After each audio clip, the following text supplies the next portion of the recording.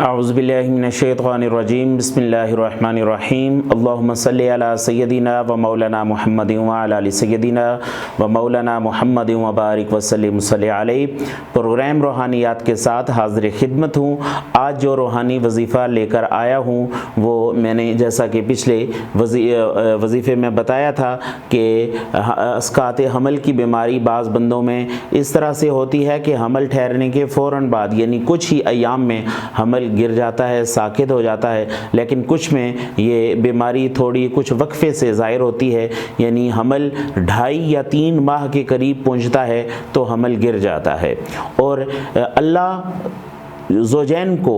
اپنی طرف سے بصورت اولاد چاہے بیٹی عطا کرے یا بیٹا عطا کرے، یہ دونوں اس کے خزانوں میں سے عطا کردہ اس کی حکمتوں کے مطابق رحمت یا نعمت ہوتی ہے۔ لیکن بعض لوگوں کی خواہش ہوتی ہے کہ ہمیں اولاد نرینہ ملے اور نرینہ اولاد بصورت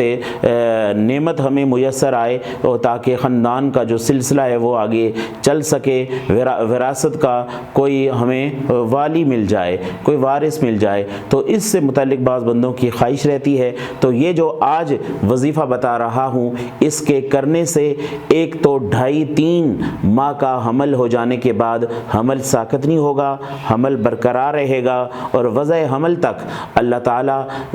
خاتون کو ہر قسم کی بیماری سے، ہر قسم کے بوجھ سے، ہر قسم کی تکلیف سے اور ہر قسم کی ناگہانی کیفیت سے محفوظ رکھیں گے۔ اور اس کے علاوہ اللہ اس عمل کے کرنے سے نرینہ اولاد بھی عطا فرمائیں گے۔ وہ عمل یہ ہے کہ جب حمل 2.5 ماہ کے قریب ہو جائے اور یا پھر 3 ماہ کے قریب ہو جائے اور صبح کی نماز کے بعد باوضو ہو کر اول آخر درود شریف، پھر سورہ فاتحہ شریف اور پھر سورہ بقرہ شریف لا ریب فیہ تک پڑھنے کے بعد نئے مٹی کے ابخورے میں، مٹی کا ابخورا ہو، پیالہ ہو، نیا ہو، اور اس کے اندر یہ پانی ڈال کر اس پر دم کرنے کے بعد حاملہ خاتون کو اگر پلا دیا جائے تو 7 دن یہ عمل کرنے سے انشاءاللہ تعالی